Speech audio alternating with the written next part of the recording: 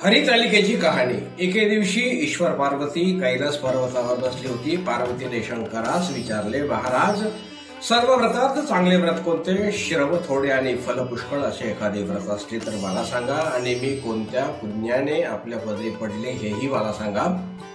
तेव्हा शंकर म्हणाले, जसा नक्षत्रात चंद्र श्रेष्ठ, ग्रहात सूर्य श्रेष्ठ, चार वर्णात ब्राह्मण श्रेष्ठ, देवात विष्णू श्रेष्ठ, नद्यात गंगा श्रेष्ठ, त्याचप्रमाणे हरितालिका हे व्रत सर्वात श्रेष्ठ आहे, ते तुला सांगतो। तेच तू पूर्वजन्मी हिमालय पर्वतावर केलेस आणि त्याच पुण्याने तू मला प्राप्त झालीस, ते ऐक। हे व्रत भाद्रपद महिन्याच्या पहिल्या तृतीयेला करावे। ते पूर्वी तू कसे केलेस हे मी आता तुला सांगतो। तू लहानपणी मी तुला प्राप्त व्हावा म्हणून मोठे तप केलेस।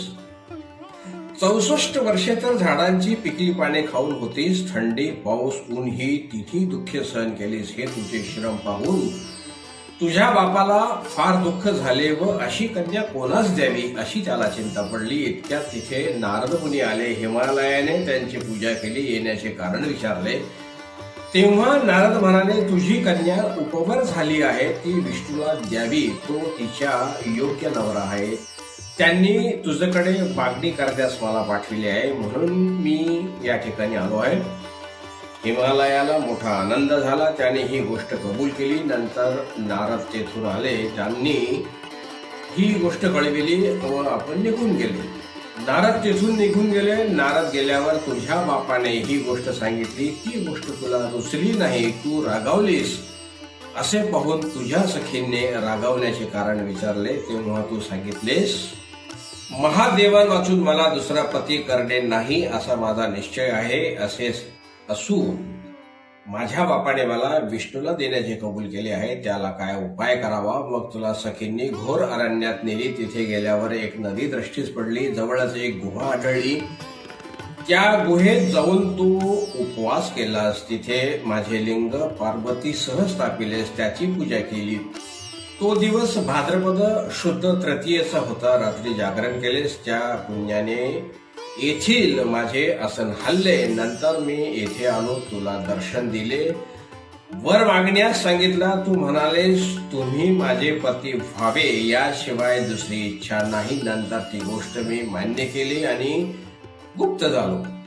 पुढे दुसऱ्या दिवशी ती व्रतपूजा तू विसर्जन केलीस। मैत्रिणीसह त्याचे पारणे केलेस। इतक्यात तुझा बाप तेथे आला।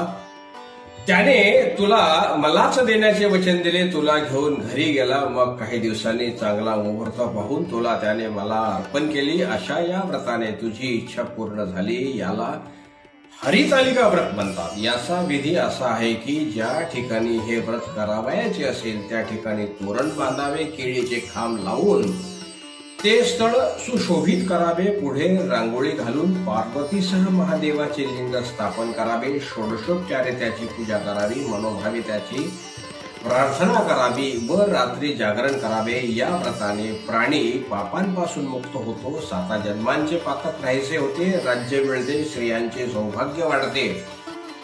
त्या दिवशी बायकांनी जर काही खाल्ले तर 7 जन्म बंध्या विधवा होतात आणि दारिद्र्य व पुत्रशोक होतो। कहाणी केल्यावर सुवासिनीस यथाशक्ती मान द्यावे।